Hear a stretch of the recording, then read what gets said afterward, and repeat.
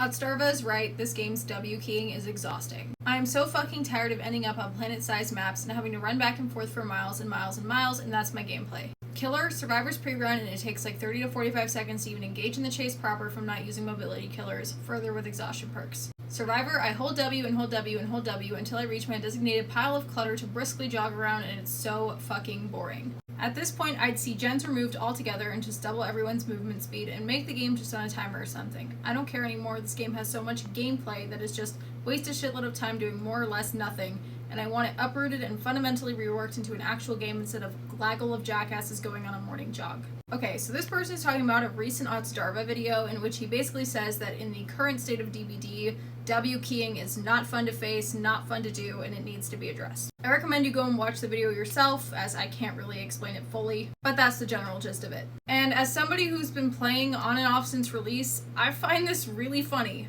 As a killer main myself, this is what you guys asked for. Since like 2021-ish, we have been introducing killer after killer after killer that is anti-loop. Killers that punish survivors for staying at a resource and using that resource to the best of its ability. There have been killers before that are anti-loop or have anti-loop abilities like Clown, but holding W isn't the counterplay to Clown. The counterplay to Clown is to pallet camp, and then 50-50 the pallet until you get hit. Since 2021 though, we have been introducing killers whose counterplay is to hold W, because if you stay in a loop, you're dead. And now, 5 years later, we're feeling the effects of it. Killer mains are complaining that they have to hold W against survivors that are holding W. Survivors feel like they can't loop against the majority of the roster because if they stay in resources, they'll die. And then we have this unfun loop of gameplay, no pun intended, where survivors abuse exhaustion perks, hold W across the map, because that is the only counterplay against killers like Artist, Pyramid Head, even Vecna the First, and the killer players that aren't playing those killers are feeling the effects of it. This is what happens when half the roster that you guys asked for hard counters a survivor's only counterplay. Way back in the day, long before I made DBD content, I remember thinking to myself when Pyramid Head came out,